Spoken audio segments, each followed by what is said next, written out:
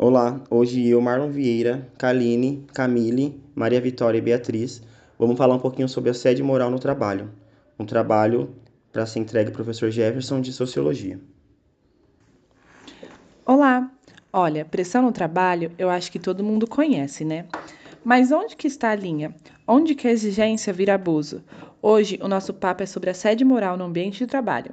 Uma das fontes que a gente consultou chama isso de flagelo nas relações laborais.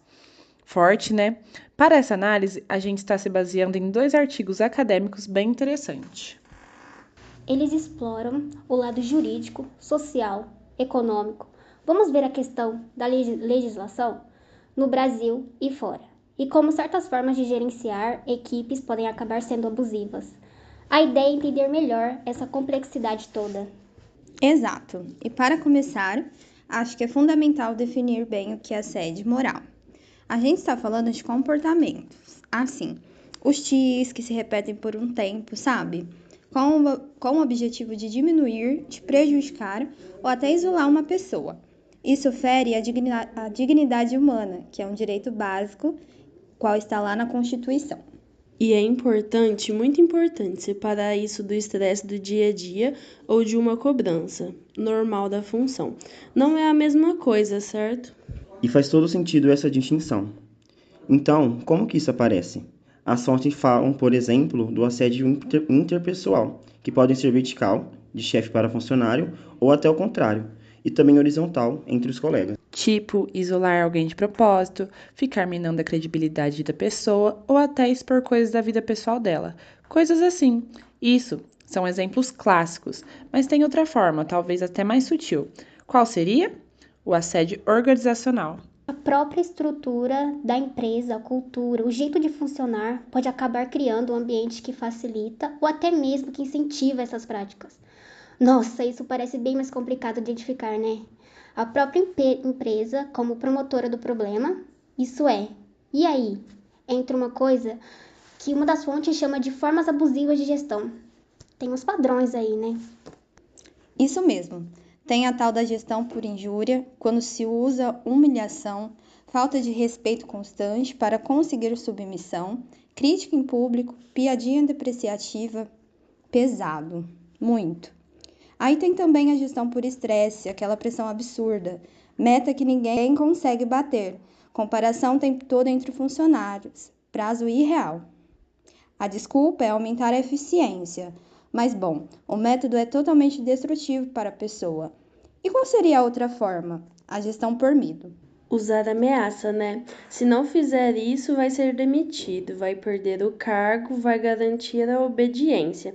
Isso cria um clima horrível de tensão e às vezes até agressividade, e é muito perturbador passar por isso. E uma das fontes até comenta que essas práticas, mesmo sendo claramente ruins, às vezes são, sei lá, justificadas por uma lógica economicista. Quer dizer, o foco é tanto no resultado, na competição, que essa violência acaba sendo maquiada. É isso, nossa, exatamente. E aí está o nó da questão muitas vezes. E se a gente olha para o contexto maior, globalização, precarização do trabalho, terceirização aumentando, desemprego alto, isso tudo deixa o trabalhador mais vulnerável. Uma das fontes cita a Organização Internacional do Trabalho e menciona que, especialmente em países em desenvolvimento, essa violência no trabalho até pode parecer normalizada. E é um terreno fértil para isso, infelizmente. E qual a consequência disso para a saúde das pessoas?